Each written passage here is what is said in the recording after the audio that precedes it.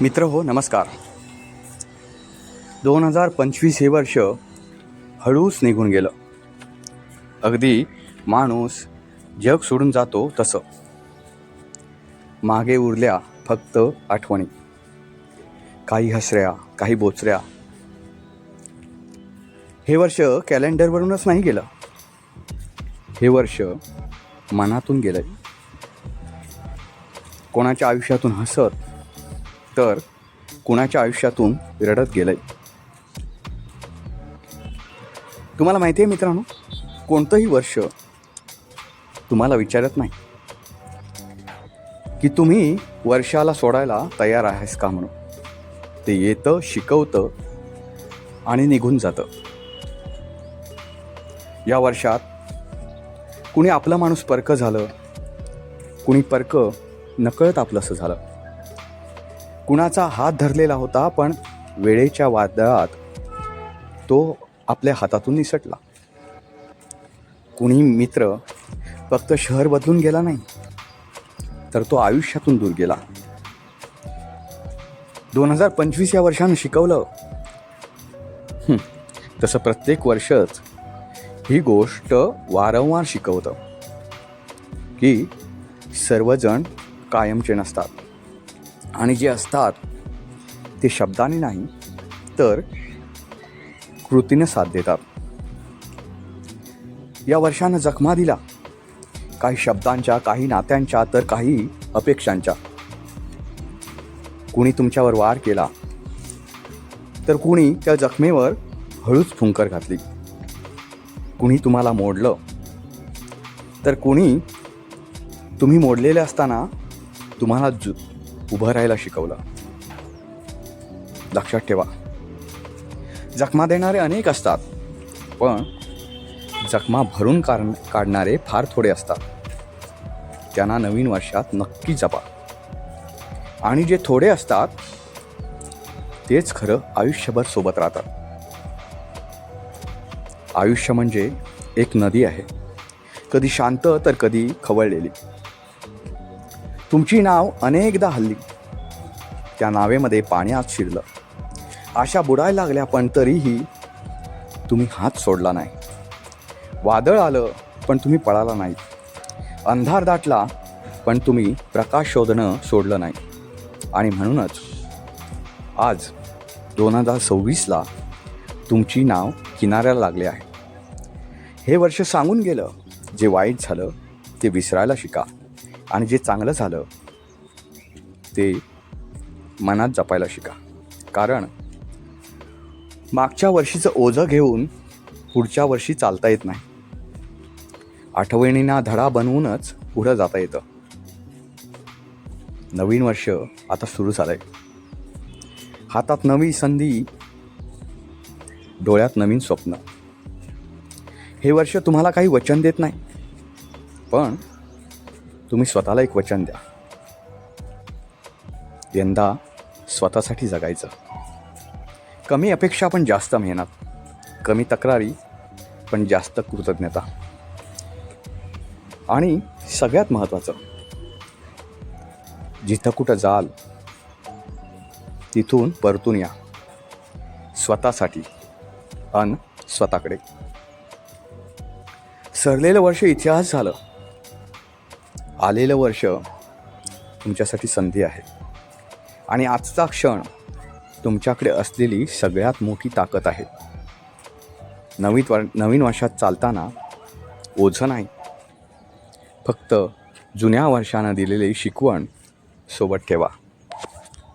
मित्र हो, एक वर्ष सरलं.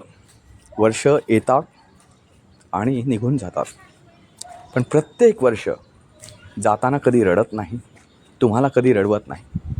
हो, सांगायचंच झालं तर नवीन वर्षाला निरोप देताना आपल्या आयुष्यातली कोणती तरी गोष्ट हरवली आहे आणि ती आपल्या आयुष्यातून निघून गेली आहे, अशा आविर्भावात आपण रडतो. जुन्या वर्षाला निरोप देतो. येणाऱ्या सूर्यालाही माहिती नसतं दुसऱ्या दिवशी की नवीन वर्ष सुरू झालं आहे. फक्त नवीन वर्ष ही आपल्यासाठी एक संधी असते. नवीन वर्षाचा नवीन संकल्प मित्रांनो करूया. आपण अनेकांसाठी जगलो, पण तसं म्हटलं तर आपण कुणासाठीच जगलो नाही. असं का? मी असं काय म्हणतो आहे आणि असं विचित्र का बोलतो आहे तुम्हाला वाटलं असेल. तसं म्हटलं तर आपण इतरांसाठी जगलो असं मी अगोदर म्हटलं. ते कसं माहिती आहे का?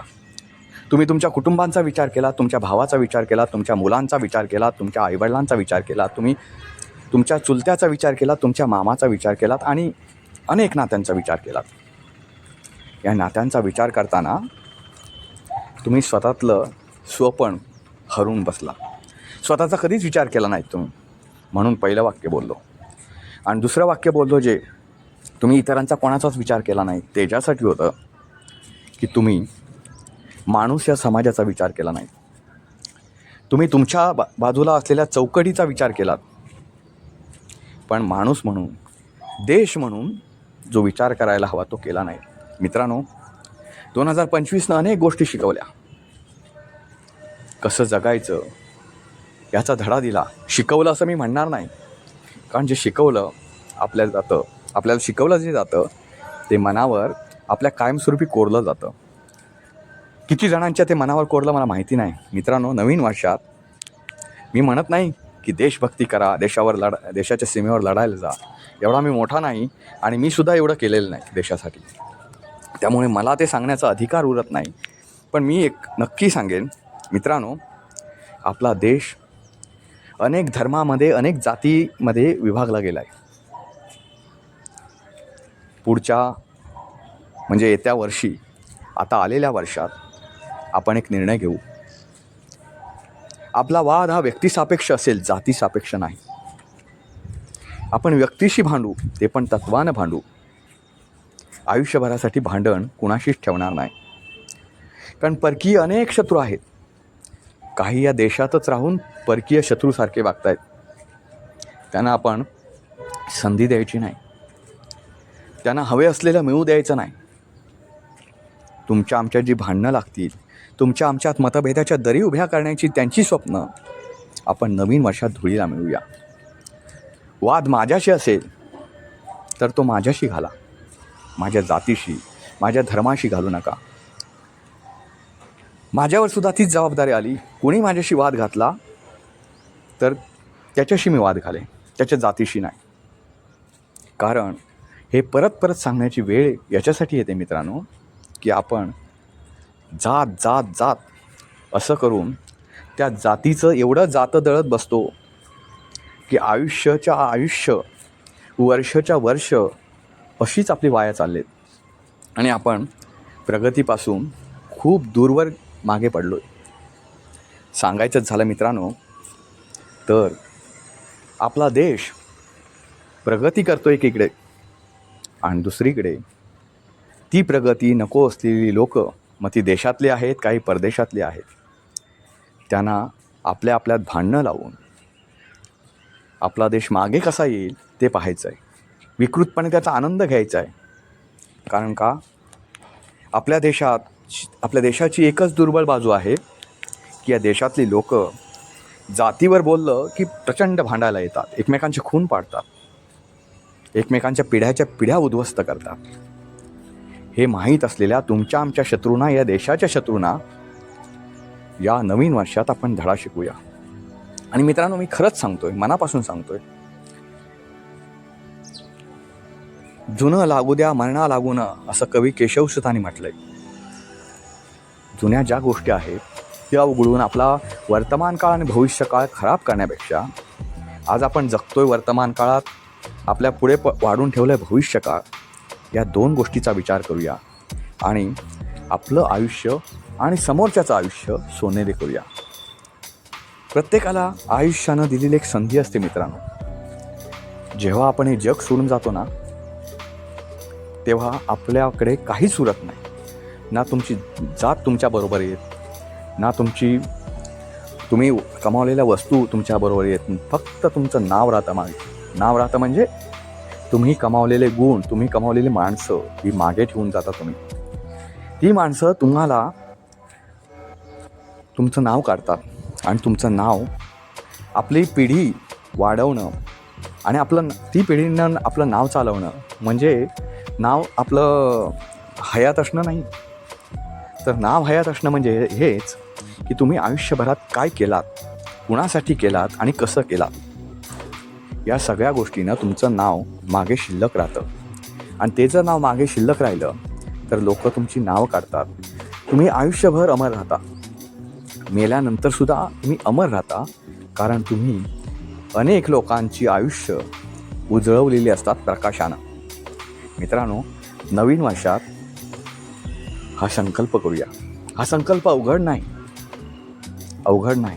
मनावर ताबा ठेवा, भावनांवर नियंत्रण ठेवा आणि सोशल मीडियावर ज्या गोष्टी येतात त्या गोष्टी म्हणजे आपलं जग, अशा भ्रमात राहू नका. कोणी काहीतरी करायला, कोणी त्याचे विकृत हेतू साध्य करायला या सोशल मीडियाचा वापर करतंय. तुमच्या खांद्याचा वापर फुकट कोणालाच करू देऊ नका, कारण फुकटातल्या कुठल्याही गोष्टीची कोणालाच किंमत नसते. हे आयुष्यातलं एक तत्त्वज्ञान कायमस्वरूपी लक्षात ठेवा. मित्रांनो, आपणा सर्वांना नवीन वर्ष आरोग्याचं, खूप चांगल्या गोष्टीचं जावो ही ईश्वरचरणी प्रार्थना. तुम्हाला, तुमच्या कुटुंबियांना, तुमच्या मित्रमंडळींना सुद्धा माझ्याकडून विचारमोती परिवारातर्फे हार्दिक शुभेच्छा. मित्रहो, व्हिडिओ कसा वाटला नक्की कळवा. आणि हो, तुम्ही नवीन वर्षात कोणता संकल्प केलात, मी जो तुमच्यासमोर संकल्पाचं एक थीम ठेवली आहे ती तुम्हाला कशी वाटली याविषयी नक्की कॉमेंट बॉक्समध्ये लिहा. पुन्हा भेटू पुन्हा एका नवीन व्हिडिओसह. तोपर्यंत नमस्कार.